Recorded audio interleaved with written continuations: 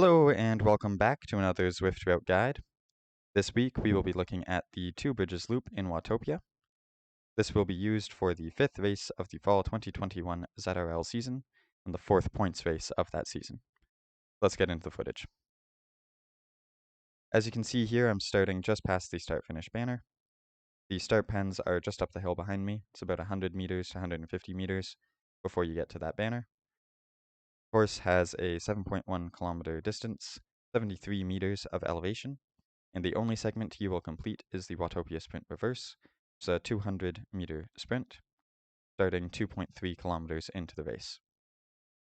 You will, however, go through the start of the Watopia KOM Reverse, but you turn off about a quarter of the way up, just after the steepest section.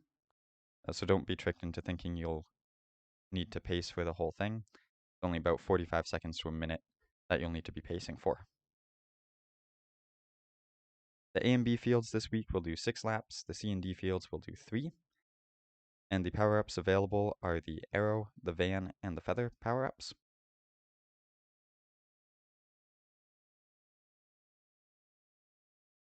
As the sprint is the only segment you will complete, it also means that is the only segment where intermediate points are available for both FTS and FAL points, as well as your finishing position over the line. Now as you come up this hill on the left-hand side, you can use that as a visual cue to see that the sprint is approaching.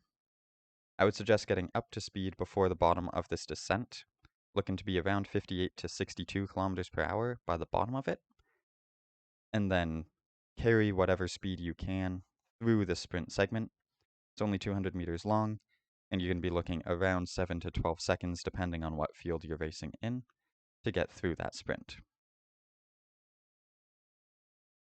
Now it has been brought to my attention that riders can stack FTS points. Quoting the WTRL rules, if a rider posts the fastest time on lap 1 and the second fastest time on lap 2, the rider would then earn 35 points for having the first and second fastest times on the leaderboard. For the A and B fields, that gives you the opportunity to get up to 6 positions on that leaderboard. The C and D fields, you have the opportunity to get 3 times onto that leaderboard. Now you do have a bit of time in between that sprint and the KOM. As you can probably guess, given that the sprint is the only place for intermediate points, you're probably going to want to have a aero bike. However, this KOM will split up the field quite significantly. So a aero all-rounder is probably going to be your best option, something like the Tron bike, or the Canyon Aeroad with as aero wheels as you can get. Now if you have a feather power-up, I would suggest using it trying to get over this climb, as it does get up to 11% going on the right-hand turn here.